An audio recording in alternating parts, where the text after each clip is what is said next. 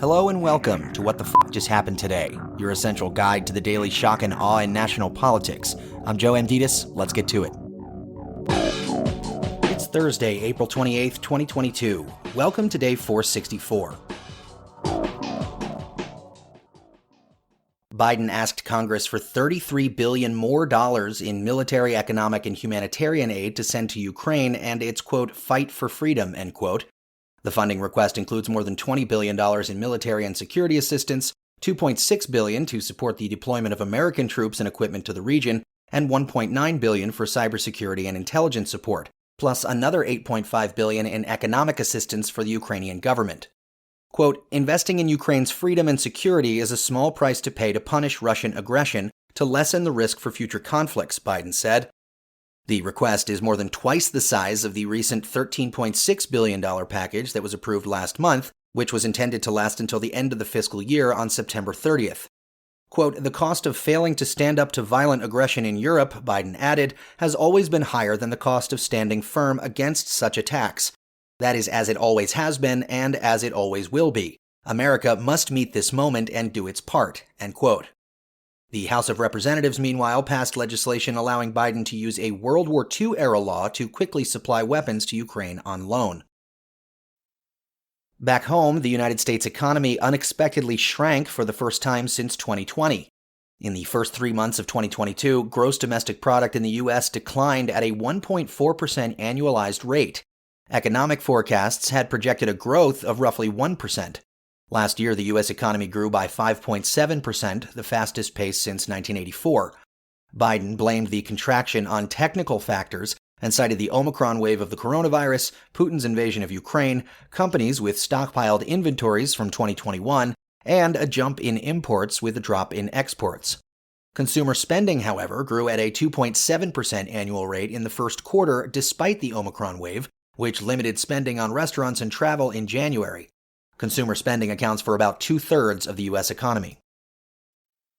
Moving on, senior Trump administration officials overruled Pentagon officials in 2020 to award a $700 million pandemic relief loan to a struggling trucking company. A report released by the House Select Subcommittee on the Coronavirus Crisis describes career employees at the DoD concluding that the trucking company Yellow didn't qualify for the pandemic loan program because it wasn't critical to maintaining national security. However, corporate lobbyists for Yellow worked closely with Mark Meadows, Treasury Secretary Steve Mnuchin, and Defense Secretary Mark Esper to secure the loan anyway, with Esper certifying that Yellow was, quote, critical to maintaining national security, end quote. Yellow lost more than $100 million in 2019 and was sued by the DOJ over claims that it defrauded the federal government for a several-year period. Last month, Yellow agreed to pay $6.85 million to resolve allegations that they, quote, knowingly presented false claims to the U.S. Department of Defense by systematically overcharging for freight carrier services and making false statements to hide their misconduct, end quote. In Oklahoma, the state Senate approved a bill that would ban all abortions in the state and incentivizes private citizens to sue anyone who performs or induces or aids or abets the performance of an abortion.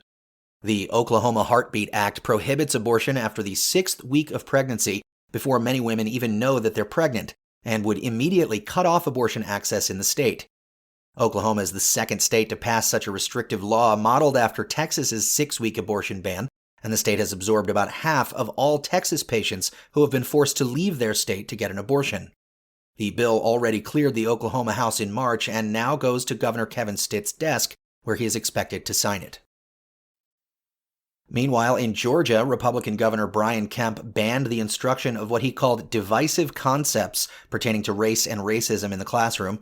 In all, Kemp signed 7 education bills into law, including the Protect Students First Act, which defines divisive concepts as, among other things, those that teach, quote, the United States of America is fundamentally racist, an individual by virtue of his or her race is inherently or consciously racist or oppressive toward individuals of other races, end quote, and, quote, an individual solely by virtue of his or her race bears individual responsibility for actions committed in the past by other individuals of the same race, end quote. Moving on, Boeing has lost $1.1 billion so far on costs associated with Trump's Air Force One contract. CEO David Calhoun said Boeing probably shouldn't have taken the deal to modify two 747 jumbo jets to serve as Air Force One under Trump. The deal was negotiated by Calhoun's predecessor after Trump publicly criticized the existing contract in 2016, tweeting, "Cancel order." Later in 2018, Trump bragged that, quote, "Boeing gave us a good deal and we were able to take that," end quote. And finally, Trump claimed that he feared protesters throwing tomatoes, pineapples, and other very dangerous fruit that could have killed him at campaign rallies.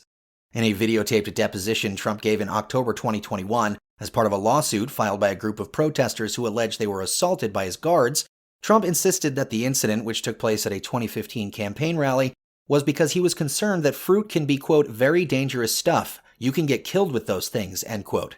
He added that, quote, "tomatoes are bad," end quote, and that some fruit is a lot worse. Trump told the attorney for the plaintiffs that he expected his security guards to knock the crap out of anyone who was about to throw a tomato at a rally, framing the violence as self-defense. That's all for now. You can find the links and sources for all of these stories on the main website. And as always, visit whatthefjusthappenedtoday.com for the latest news and headlines. Until next time, I'm Joe Amditas.